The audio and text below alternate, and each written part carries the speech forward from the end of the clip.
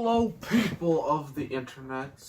It is I, the Malik, Aaron, and I'm sorry this is going up late. I've been busy today. I had to do a lot of stuff. It's really annoying because school. I mean, I don't want to say anything bad about school because mainly a teacher could potentially be watching this video. If you are, please subscribe. But school's awful.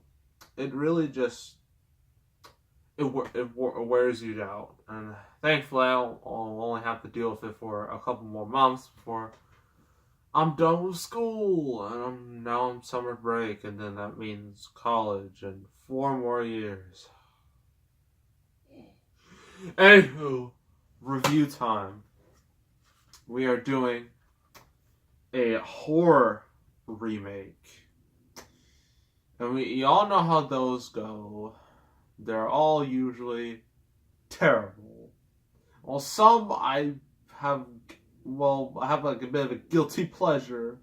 One of them is the Friday the 13th remake. I actually like that movie. I know you're all gonna think that I'm truly insane for liking that movie, but I do like it. It's fun. And the fact that with Jason, like, as long as he's like running around, well, Jason doesn't usually run around. Well, in that movie he ran around killing people. Then that's fine, because Jason really doesn't have much of a character. He's just Jason. But in this, they changed this. Well, this character is a character, and they changed him for the worse, and that is A Nightmare on Elm Street, the Michael Bay remake from 2010. Now, the original from 1984, starring Robert Englund as Freddy Krueger. It's very well received. It's regarded as a horror classic in a lot of people's minds. It spawned a whole franchise. And so, it would make financial sense to reboot it. I mean, they already did it once with Freddy vs. Jason. That did pretty good. But they realized Freddy needed his own reboot.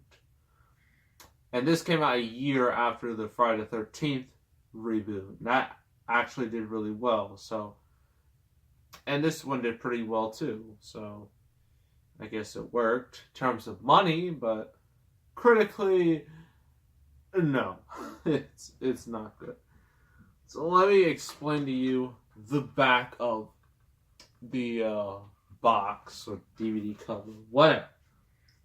So 5 teenage, did that specifically, friends living on one street all dream of a sinister man with a disfigured face, a frightening voice, and a gardener's glove with knives for fingers. One by one, he terrorizes them within their dreams, where the rules are his, and the only way out is to wake up. But when one among them dies, they soon realize that what happens in their dreams happens for real, and the only way to stay alive is to stay awake.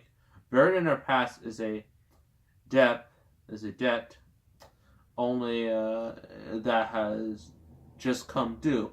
To save themselves, they must plunge into the mind of one of the most twisted nightmare of all, Freddy Krueger. Jackie Earle Haley, Rorschach himself, plays the legendary evildoer in this contemporary reimagining of the seminal horror classic. So if you haven't seen Watchmen, I mean, some people did, some people didn't. I know I did. I love that movie, but Jackie Earle Haley, he was a Rorschach. He was like the standout character of that movie. And he did such a good job in that role. Everyone thought, oh, him as Freddy Krueger? He'll do great. Turns out, he's not really a Freddy Krueger.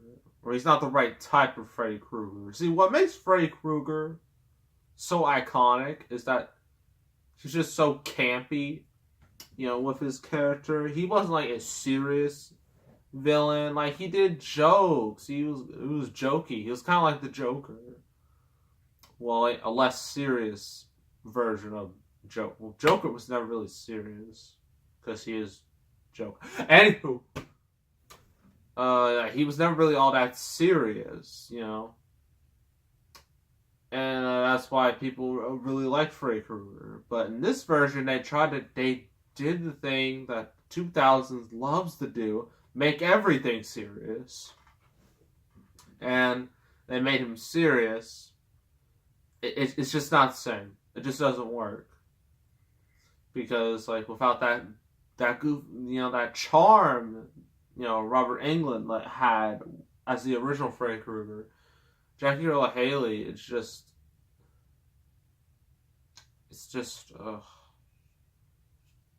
not good.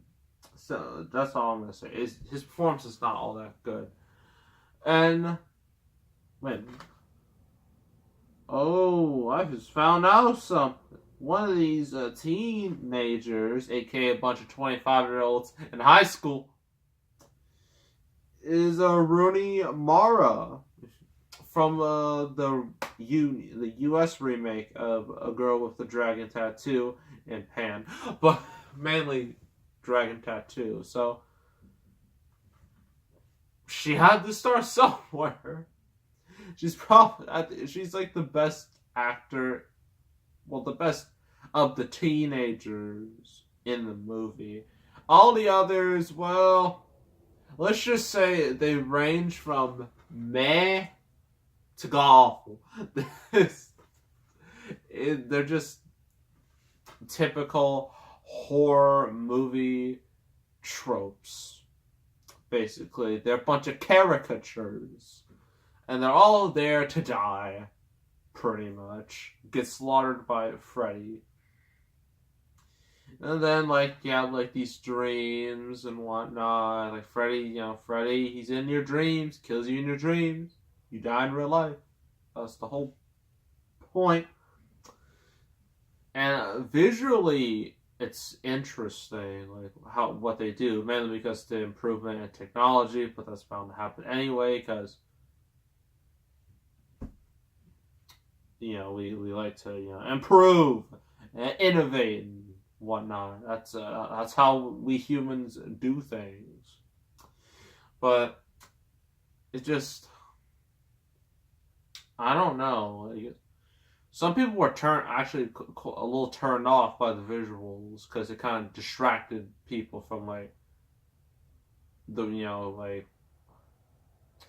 what's really going on. And I'm like, well, at least they're interesting to look at. I mean, it's not like, things are happening. It's not like nothing's happening. We're just, I don't know what I'm saying. Should have done this earlier. I should have saw Black Panther today too, but too late for that. Anywho, yeah, I didn't see Black Panther. I know you're probably thinking, how could you? And I'll see it tomorrow because I'll have time. But I'll talk about Black Panther later. Anywho, yeah, the plot is just. Also, we forgot the backstory of Freddy Krueger.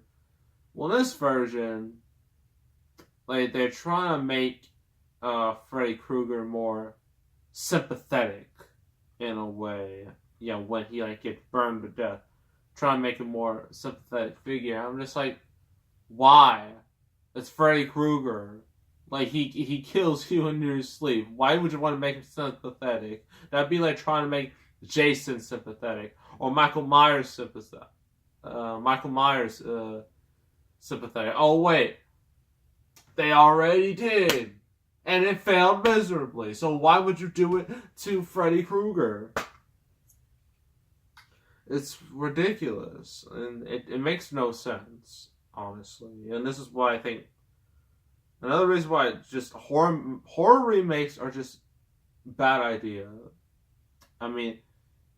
Unless you're Friday the 13th, unless your main antagonist doesn't have much personality and their only means, is killing don't change their character, because if you do, you're just gonna ruin what made the character special in the first place. That they did that with Darth Vader, and then they did it with Freddy. Poor Freddy over here. So, yeah. Other than that, everything else is pretty standard. The ending is pretty much the same as the original. Mom literally just gets knives to the face, then she gets sucked into a mirror. Granted, it's not as bad looking when they literally used a dummy and just threw it through a mirror and didn't even go in all the way correctly. It just kind of it looked real bad. They used CGI this time, which is expected, and then that's how the movie ends.